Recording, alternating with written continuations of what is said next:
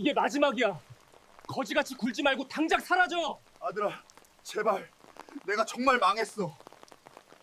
대한민국 유통업계에 살아있는 전설이라 불리는 한강유통 본사 50층 서울 시내가 발밑에 깔리는 회장 집무실의 아침은 평소와 달리 무겁고 서늘한 정적만이 감돌고 있습니다. 창밖으로는 그가 일구어낸 수많은 건물이 숲을 이루고 있지만 지금 이 방 안은 마치 폭풍이 휘쓸고 지나간 전장처럼 참혹한 분위기군요. 남색 유니폼을 입은 사내들이 무리지어 들어와 거침없이 구두 소리를 내며 거실 한가운데로 들이닥칩니다. 그들의 손에 들린 뭉치, 보기만 해도 가슴이 철렁 내려앉는 선명한 붉은색 압류. 딱지가 강 회장의 보물들에 사정없이 붙기 시작합니다. 수억 원을 호가하는 고려청자의 매끄러운 표면 위에도 대대로 물려받은 위엄 있는 마호가니, 책상 귀퉁이에도 어김없이 그 잔인한 낙인이 찍힙니다. 강중만 회장은 창가에 뒷짐을 지고 서서 이 모든 광경을 마치 남의 일인 양 무표정하게 응시하고 있습니다. 벽면에 걸린 대형 TV에서는 긴급 속보가 쉴 새 없이 붉은 자막을 깜빡이며 세상을 떠들썩하게 만들고 있네요. 한강유통 1000억 부도 위기, 강중만 회장. 행방묘연이라는 글자가 뜰 때마다 세상은 그가 쌓아온 제국이 무너졌다고 믿어 의심치 않을 겁니다.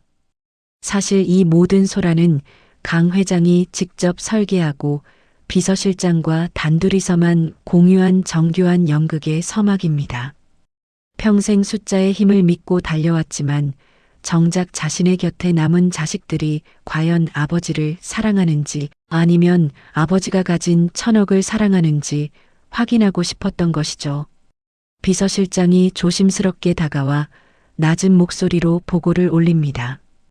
회장님, 정보가 정확히 흘러갔습니다.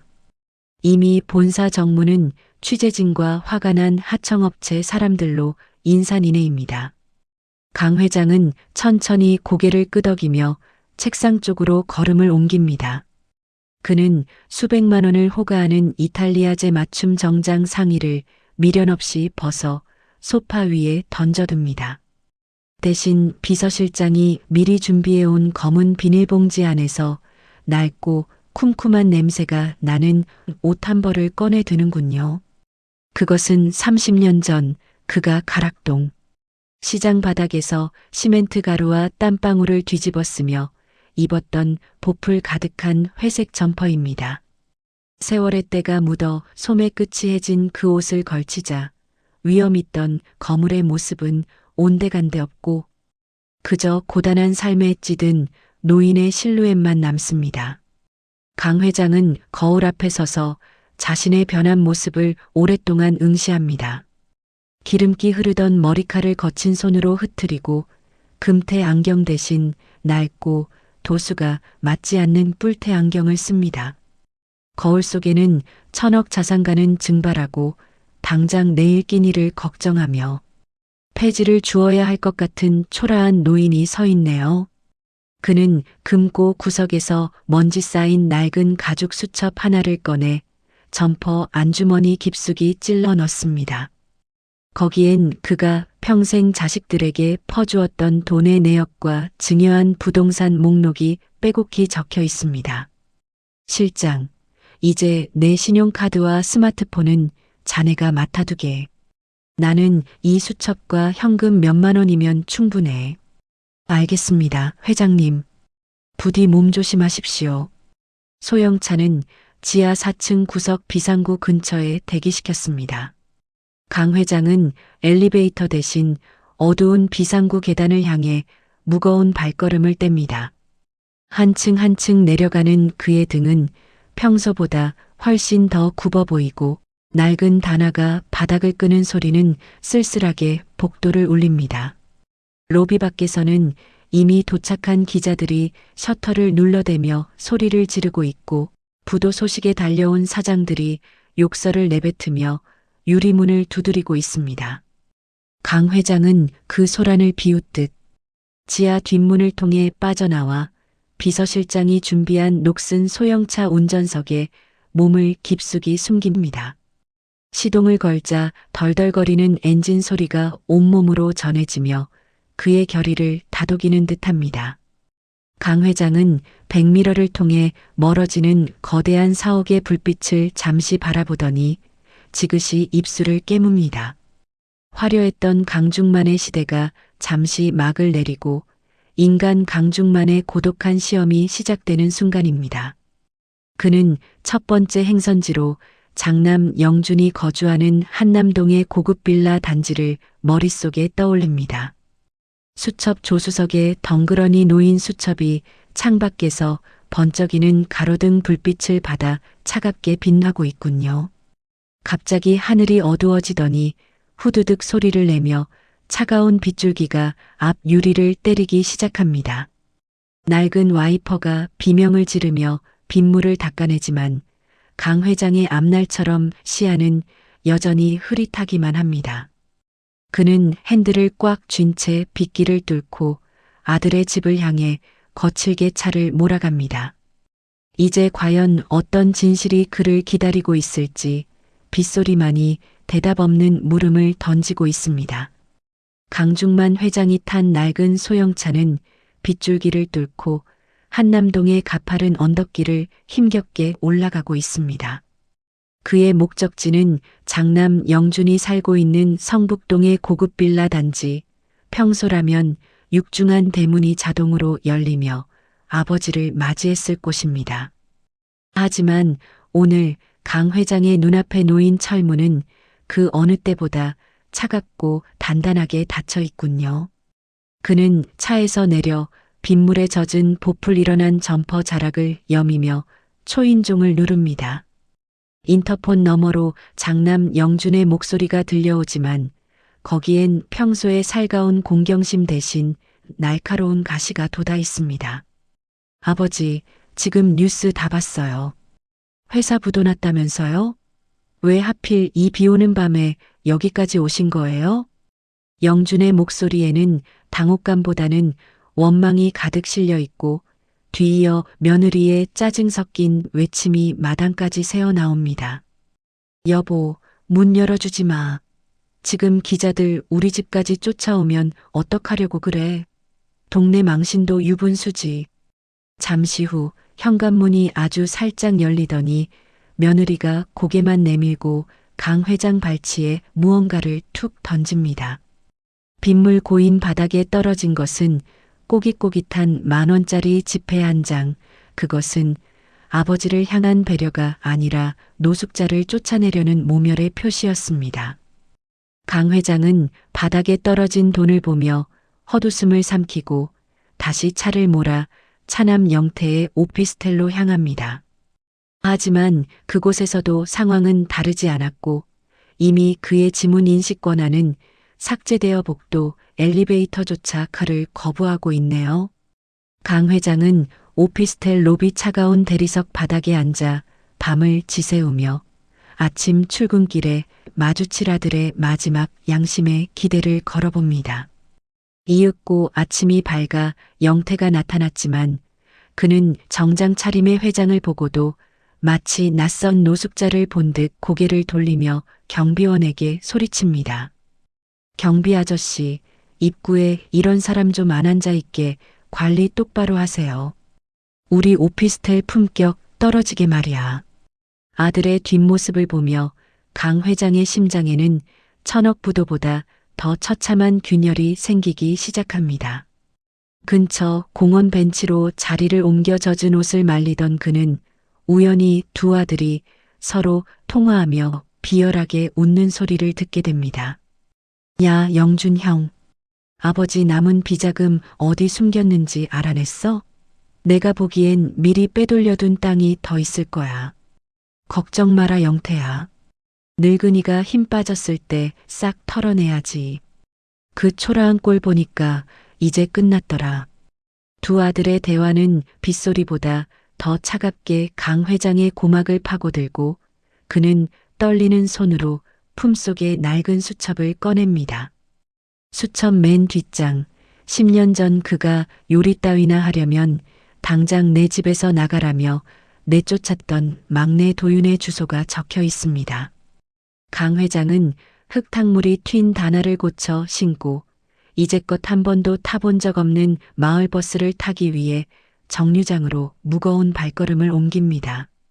지하철과 버스를 몇 번이나 갈아타고 도착한 곳은 서울 변두리의 낙후된 재개발 지역, 옥탑방들이 다닥다닥 붙은 가파른 골목입니다. 숨이 턱끝까지 차오른 강 회장의 눈앞에 도윤이 사는 낡은 집 대문과 그 옆에 세워진 배달용 오토바이가 들어옵니다. 비에 젖어 덜덜 떨리는 몸으로 옥탑방 문틈을 바라보니 고소한 된장찌개 냄새와 함께 도윤의 소박한 웃음소리가 들려오는군요.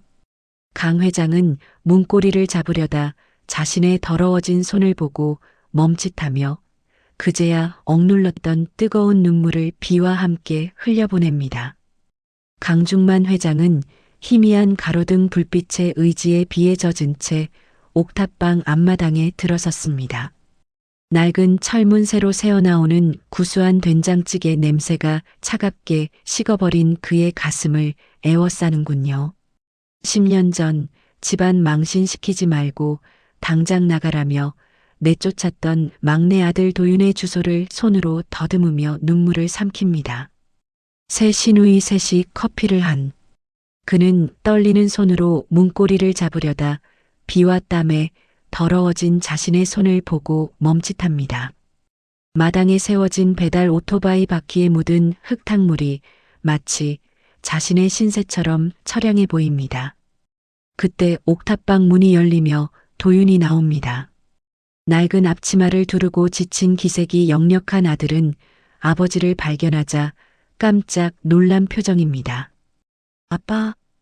도윤의 목소리가 떨리며 그의 눈에 순식간에 눈물이 차오릅니다. 강 회장은 아들을 차마 바라보지 못하고 고개를 떨굽니다. 도윤은 아버지를 부축해 좁은 방 안으로 안내합니다. 방 안에는 요리 관련 책들과 습작 레시피 노트들이 가득 쌓여 있습니다. 뉴스 다 봤어요. 한강유통부도. 아빠 괜찮으세요? 도윤은 아버지를 위해 따뜻한 물을 데워 발을 씻깁니다. 강 회장은 밥 한 숟가락 뜰 시간도 없다는 듯 아들의 거친 손마디와 주방 보조 일을 하며 생긴 화상 자국을 묵묵히 바라봅니다. 도윤은 주방 구석에서 아껴두었던 고기를 꺼내 정성스럽게 국밥 한 그릇을 말아 강 회장 앞에 내놓습니다. 아빠, 일단 드세요. 국밥에서 피어오르는 김이 강 회장의 안경을 가립니다. 그는 국밥을 한 숟가락 입에 넣습니다. 눈물인지 국물인지 모를 뜨거운 것이 목구멍을 타고 내려갑니다. 맛있구나. 정말 맛있어. 강 회장은 소리 없이 오열하며 밥을 씹습니다. 도윤은 아버지를 보며 눈물을 닦습니다. 아빠 미안해. 내가 요리한다고 해서. 그래서 아빠가. 아니야. 내가 미안해. 강 회장은 아들의 손을 꼭 잡습니다. 돈은 다시 벌면 돼. 아빠는 이제 늙었잖아. 아빠 못난 아들이라 미안해. 사랑해. 도윤은 아버지를 품에 안고 눈물을 터뜨립니다. 강 회장은 아들을 떼어놓고 골목 끝으로 사라집니다. 가로등 아래에서 떨리는 손으로 봉투를 열어봅니다. 봉투 안에는 1,000원짜리 지폐들과 함께 아빠, 못난 아들이라 미안해. 사랑해라고 적힌 쪽지가 들어 있습니다. 강 회장은 차가운 시멘트 바닥에 주저앉아 짐승 같은 소리를 내며 아들의 전 재산을 가슴에 안고 오열합니다.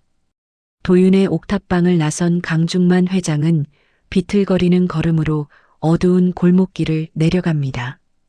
빗줄기는 조금 가늘어졌지만 밤 공기는 여전히 차갑고 그의 낡은 회색 점퍼는 물기를 머금어 납덩이처럼 무겁게 어깨를 짓누르는군요. 아들이 씻겨준 발은 따뜻했지만 가슴속은 미안함과 후회로 갈기갈기 찢겨 걸음을 뗄 때마다 신음이 터져 나옵니다. 골목 끝 가로등 아래에 다다랐을 때 그는 문득 도윤이 제 주머니에 억지로 찔러 넣었던 흰 봉투를 떠올립니다. 품 안으로 손을 집어넣자 손끝에 닿는 꼬깃꼬깃하고 두툼한 종이 뭉치의 감촉에 심장이 쿵 하고 내려앉습니다. 천천히 봉투를 꺼내 가로등 희미한 불빛 아래 비춰보니 봉투 겉면에는 전세 보증금이라고 삐뚤빼뚤하지만 정성스럽게 적힌 글씨가 보입니다. 그것은 도윤이 10년 동안 잠 한숨 제대로 자지 않고 오토바이 배달과 식당 뒷일을 하며 모아온 그의 삶 그 자체이자 전부인 돈이었습니다. 아빠, 우린 젊으니까 다시 벌면 돼. 기운내. 새벽 찬바람 속에 울먹이던 아들의 목소리가 귓가에 쟁쟁하게 울려 퍼집니다. 강 회장은 봉투를 쥔 채 그 자리에 천천히 주저앉습니다. 차가운 시멘트 바닥의 냉기가 무릎을 타고 올라오지만 그것을 느낄 새도 없이 목구멍에서 짐승 같은 오열이 터져나옵니다. 1000억이라는 숫자를 지키기 위해 평생을 바쳤고 자식들을 믿지 못해 추악한 연극까지 벌였던 자신의 과거가 아들의 순수한 진심 앞에 너무나 부끄럽고 가소로워 견딜 수가 없었습니다. 그는 낡은 점퍼 소매로 눈물을 훔치려 하지만 멈추지 않는 눈물은 봉투 위로 뚝뚝 떨어져 전세 보증금이라는 글자를 얼룩지게 만듭니다. 그때 골목 어귀에서 검은 세단 한 대가 조용히 다가와 멈춰서고 비서실장이 급히 내려 강 회장에게 달려옵니다. 회장님, 여기서 이러시면 안 됩니다. 어서 일어나십시오. 비서실장이 구정물 묻은 강 회장의 어깨를 부축하려 합니다. 하지만 강 회장은 아들의 봉투를 가슴에 꽉 안은 채 한참 동안 바닥에서 일어나지 못하고 통곡을 이어갑니다.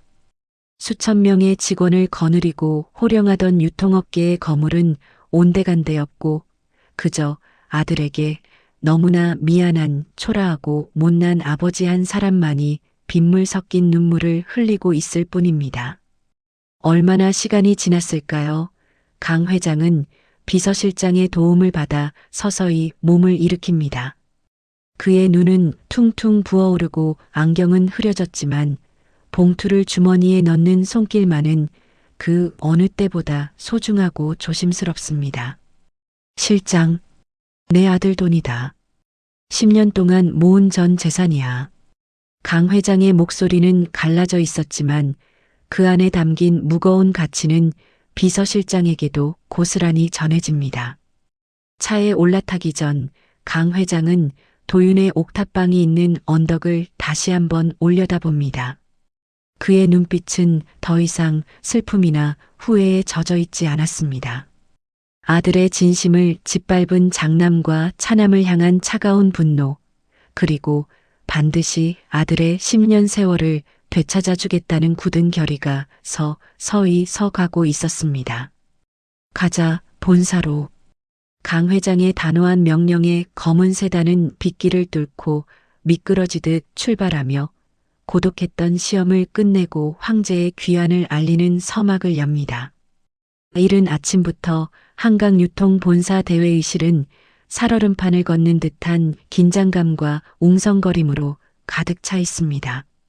부도 소식에 주가가 폭락하고 회사의 운명이 풍전등화라는 소문이 돌자 장남 영준과 차남 영태는 검은 정장을 갖춰 입고 상석 근처에 거만하게 자리를 잡고 앉아 있군요.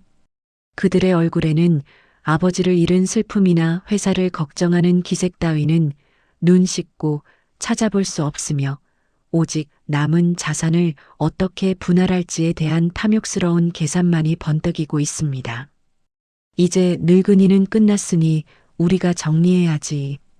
영준이 차갑게 내뱉으며 서류 가방을 열자 영태 역시 비열한 미소를 지으며 고개를 끄덕입니다. 그 순간 굳게 닫혀있던 육중한 회의실 문이 벌컥 열리며 서늘한 공기와 함께 한 남자가 걸어 들어옵니다. 어제 빗속을 헤매던 초라한 노인은 온데간데였고 빈틈없는 수트 차림에 날카로운 눈빛을 지닌 강중만 회장이 위험 있는 자태로 나타나자 회의실은 순식간에 찬물을 끼얹은 듯 정적에 휩싸입니다. 강 회장은 아무 말 없이 단상으로 걸어가 대형 스크린의 전원을 켜고 리모컨 버튼을 단호하게 누릅니다. 화면 위로 지난 이틀간 강 회장이 낡은 점퍼를 입고 자식들의 집을 찾아갔을 때의 생생한 CCTV 영상과 그들의 비정한 목소리가 담긴 통화 녹취록이 흐르기 시작하는군요. 저런 노숙자 같은 인간을 왜 우리 집 앞에 둬? 아버지 땅 미리 빼돌려야 해. 아들들의 추악한 본색이 회의실 스피커를 통해 적나라하게 울려 퍼집니다. 당황한 영준과 영태가 얼굴이 흑빛이 되어 변명을 하려 입을 떼려 하지만 강 회장은 싸늘한 시선으로 그들의 말을 단칼에 잘라버립니다. 내 피를 나눈 자식들이 나를 쓰레기 취급하며 내 전 재산을 도둑질할 모의를 했더구나. 강 회장의 낮은 목소리가 회의실 천장을 때리며 주주들의 분노를 자극합니다. 그는 법무팀을 시켜 미리 준비해온 두툼한 서류 뭉치, 상속 권한 박탈 및 기존 증여, 자산 반환 소송서를 아들들의 면전에 거칠게 내던집니다. 강 회장은 이번 부도 위기가 경영권 방어와 진정한 후계자 자질을 검증하기 위해 자신이 직접 설계한 치밀한 연극이었음을 주주들 앞에서 정식으로 선포합니다. 너희는 이제 내 자식도 이 회사의 일원도 아니다. 당장 내 건물에서 나가라. 강 회장의 사자후가 터져나오자 대기하던 보안 요원들이 아들들의 팔을 붙잡습니다. 아버지를 울부짖으며 바닥을 긁는 아들들을 향해 강 회장은 단 한 줌의 연민도 보이지 않은 채 싸늘하게 등을 돌려버립니다. 아들들이 끌려나간 빈자리를 바라보며 그는 잠시 숨을 고르더니 비서실장을 향해 짧고 굵은 지시를 내립니다. 지금 즉시 이삿짐 트럭과 수행팀을 꾸려라. 가야 할 곳이 있다. 그의 손은 어느새 점퍼 주머니 속에 소중히 간직했던 도윤의 낡은 전세금 봉투를 더듬으며 미세하게 떨리고 있습니다. 아들의 10년 세월이 담긴 그 꼬깃꼬깃한 종이 뭉치가 강 회장에게는 천억의 비자금보다 훨씬 더 묵직한 힘으로 느껴지는 듯합니다. 강 회장은 회의실을 빠져나와 엘리베이터로 향하는 복도에서 창밖의 하늘을 바라보며 비로소 짧은 안도의 숨을 내뱉습니다. 이제 황제의 자리를 되찾은 그가 해야 할 일은 단 하나, 자신을 유일하게 인간으로 대우해준 막내 아들을 세상에서 가장 높은 곳으로 데려오는 것입니다. 어둠이 걷히기 시작한 서울 변두리의 낙후된 재개발 지역 골목길에 가득 찬 소형차 엔진 소리 대신 묵직하고 거대한 고급 세단들의 행렬이 들이닥치기 시작합니다. 맨 앞장선 검은색 리무진을 필두로 수십 대의 최고급 세단과 대형 이삿짐 트럭들이 줄을 지어 가파른 언덕길을 오르며 장관을 연출하는군요. 낡은 주택들이 다닥다닥 붙어있는 달동네 골목은 일시의 비상등 불빛과 타이어, 마찰 소리로 가득 차고 잠에서 깬 주민들이 창문을 열고 경악스러운 표정으로 이 낯선 광경을 지켜봅니다. 강중만 회장은 리무진 뒷좌석에 앉아 창밖으로 멀어지는 옥탑방 골목의 초라한 풍경을 차분하게 응시하고 있습니다. 그의 남루했던 회색 점퍼는 온데간데 없고 빈틈없는 맞춤 수트 상의를 걸친 중후한 미노년의 자태만 이긴나고 있군요. 차량이 도윤이 사는 낡은 집 앞에 멈춰 서자 강 회장은 수행 비서들의 보좌를 받으며 차에서 내려 옥탑방 문을 향해 걸음을 옮깁니다. 옥탑방 문이 열리고 앞치마를 두른 채 어안이 벙벙한 표정으로 서 있는 막내 아들 도윤의 모습이 들어옵니다. 도윤은 정장을 입은 아버지와 그 뒤를 따르는 수많은 직원을 보고 꿈인지 생시인지 분간할 수 없다는 듯 자리에 얼어붙습니다. 강 회장은 아들 앞에 무릎을 굽혀 앉아 아들의 거친 손을 두 손으로 꼭 잡으며 이제 집에 가자 내 아들아라며 환하게 웃습니다. 비서실장은 당황하는 도윤에게 그간의 부도설은 회장님이 직접 기획한 연극이었음을 조심스럽게 설명합니다. 도윤은 아버지의 갑작스러운 복귀와 자신을 향한 무조건적인 사랑에 다시 한번 눈물을 터뜨리고 맙니다. 강 회장은 아들이 아끼던 낡은 레시피 노트들과 습작 레시피 노트들만을 직접 챙겨 리무진 뒷좌석에 소중히 싣습니다. 이삿짐 직원들은 옥탑방의 낡은 가구 대신 도윤의 꿈이 담긴 소중한 추억들만을 트럭에 옮깁니다. 강 회장은 자신을 노숙자로 오해했던 동네 경비원에게 그간 아들을 지켜봐준 대가라며 거액의 봉투를 건네고 인사합니다.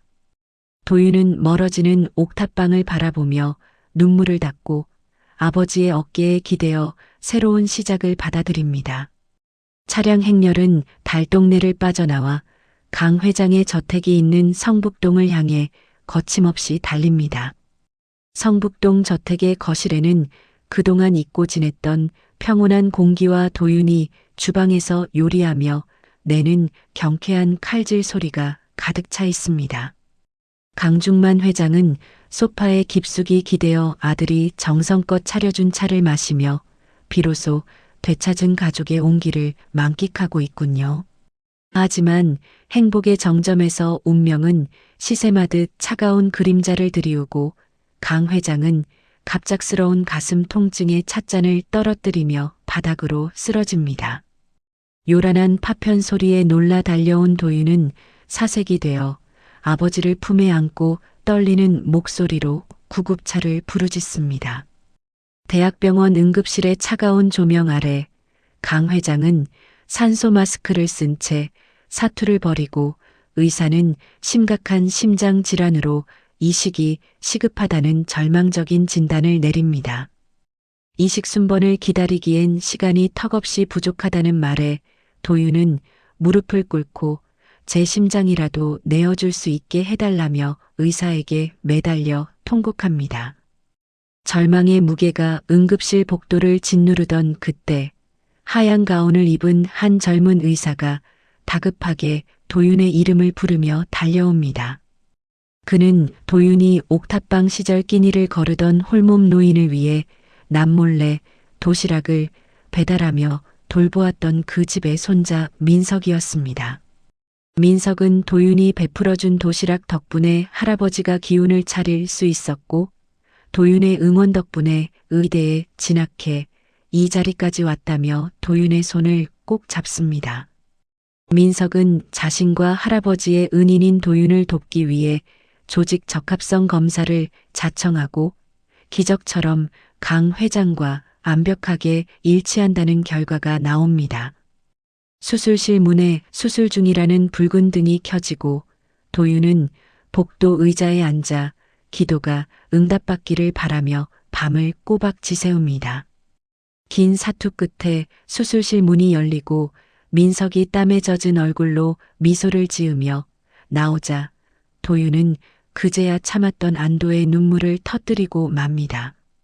며칠 후 병상에서 눈을 뜬 강 회장은 자신의 생명을 구한 사람이 도윤이 그토록 아꼈던 이웃의 손자였다는 사실을 전해 듣습니다. 강 회장은 떨리는 손으로 아들의 거친 손을 맞잡으며 자신이 모았던 1,000억보다 아들이 베푼 도시락 한 통이 훨씬 더 큰 기적을 만들었음을 깨닫습니다. 그는 창밖으로 쏟아지는 따스한 봄볕을 바라보며 진정한 부의 의미는 돈을 쌓는 것이 아니라 사람의 마음을 얻는 것임을 마음 깊이 새깁니다. 병실 안은 이제 고통 대신 감사와 사랑의 향기로 가득 차고 두 사람은 비로소 세상에서 가장 단단한 천륜의 끈으로 묶이게 됩니다. 강 회장은 도윤의 어깨를 토닥이며 너의 선행이 나를 살렸구나라며 눈시울을 붉히고 도윤은 아버지의 가슴에 얼굴을 묻고 소리 없이 웃습니다. 병원 복도를 지나는 사람들은 이 기적 같은 부자의 모습을 보며 저마다 따뜻한 미소를 지으며 발걸음을 옮깁니다. 이제 남은 것은 진정한 행복을 누리는 일뿐임을 창밖에서 불어오는 싱그러운 봄바람이 속삭여주는 듯합니다. 강 회장과 도윤의 그림자가 병실 벽면에 나란히 드리워지며 가장 어두웠던 터널을 지나 비로소 빛의 세계로 발을 내딛습니다. 성북동 저택의 거실 가장 중심이 되는 벽면에는 수억 원을 호가하던 유명 화가의 그림 대신 소박한 나무 액자 하나가 걸려 있습니다. 액자 유리 너머로 보이는 것은 화려한 보석이나 훈장이 아니라 꼬깃꼬깃하게 접히고 빗물에 얼룩진 낡은 흰 봉투 한 장입니다. 봉투 겉면에 적힌 전세 보증금이라는 투박한 글씨 위로 오후에 따스한 햇살이 내려앉아 황금빛으로 반짝이는군요. 강중만 회장은 이제 완벽한 수트 대신 부드러운 캐시미어 가디건을 걸치고 그 액자를 한참 동안 인자한 눈빛으로 바라봅니다. 그는 매일 아침 이 봉투를 마주하며 자신이 평생 쫓았던 1000억이라는 숫자가 아들의 진심이 담긴 우종이 뭉치보다 얼마나 가벼웠는지를 되새기곤 합니다. 도윤은 아버지의 전폭적인 지원을 받아 세련된 인테리어의 식당을 차리는 대신 정원이 예쁜 작은 한옥을 개조해 자신의 꿈이 담긴 식당을 열었습니다. 그곳에서 도윤은 여전히 앞치마를 두르고 옥탑방 시절처럼 정성껏 국을 끓이며 찾아오는 손님들에게 진심이 담긴 따뜻한 한 끼를 대접하죠. 반면 아버지를 버렸던 장남 영준과 차남 영태는 증여 반환 소송에서 패소하여 모든 재산을 몰수당하고 초라한 고시원을 전전하는 신세가 되었습니다. 그들이 뒤늦게 저택 문 앞을 찾아와 무릎을 꿇고 눈물을 흘렸지만 강 회장은 단 한 번의 눈길도 주지 않은 채 그들의 탐욕을 인생에서 완전히 지워버렸습니다. 강 회장은 이제 도윤과 함께 자신의 이름을 딴 장학재단을 설립하여 민석처럼 꿈이 있지만 형편이 어려운 청년들을 돕는 일에 남은 생을 바치고 있습니다. 정원에는 어느덧 붉은 장미가 흐드러지게 피어났고 도윤은 쟁반에 정성스레 우려낸 차와 아버지가 좋아하는 간식을 들고 정원으로 나옵니다. 아빠, 차 드세요. 햇볕이 참 좋네요. 도윤의 목소리에는 이제 가난의 그늘이 아닌 사랑받는 아들의 평온함과 자부심이 가득 실려 있습니다. 강 회장은 아들의 손을 꼭 잡으며 10년 전 그를 내쫓았던 자신의 어리석음을 다시 한번 사과하고 아들의 깊은 효심에 고마움을 전합니다. 도윤아, 내가 내밀었던 그 봉투가 내 심장을 다시 뛰게 했단다. 1000억 재산보다 내 진심이 훨씬 더 무겁고 소중하구나. 강 회장의 눈가에 맺힌 눈물은 더 이상 슬픔이나 배신의 상처가 아니라 진정한 행복을 찾은 사람만이 흘릴 수 있는 기쁨의 결정체입니다. 두 사람은 나란히 앉아 저무는 노을을 바라보며 돈으로는 살 수 없는 가족의 소중함과 사람 사이의 온기를 온몸으로 느낍니다. 카메라는 다시 거실의 액자를 비추고 그 낡은 봉투 위로 진짜 부자는 마음이 따뜻한 사람 곁에 있는 사람입니다라는 묵직한 문구가 흐릅니다. 시청자 여러분, 오늘 준비한 이야기는 여기까지입니다. 1000억이라는 거대한 숫자보다 아들이 건넨 꼬깃꼬깃한 전세금 봉투가 더 큰 위로가 되었다는 사실이 우리에게 많은 것을 시사해 주죠. 여러분 곁에도 이처럼 소중한 진심을 전해주는 분이 계신가요? 소중한 사람의 이름을 떠올리며 오늘 하루 따뜻한 안부 전화 한 통 나눠보시길 바랍니다. 오늘 사연이 마음의 위로가 되셨다면 구독과 좋아요 부탁드리고 여러분의 소중한 의견도 댓글로 남겨주세요. 항상 건강하시고 평안한 날들 되시길 진심으로 기원하겠습니다. 시청해주셔서 감사합니다.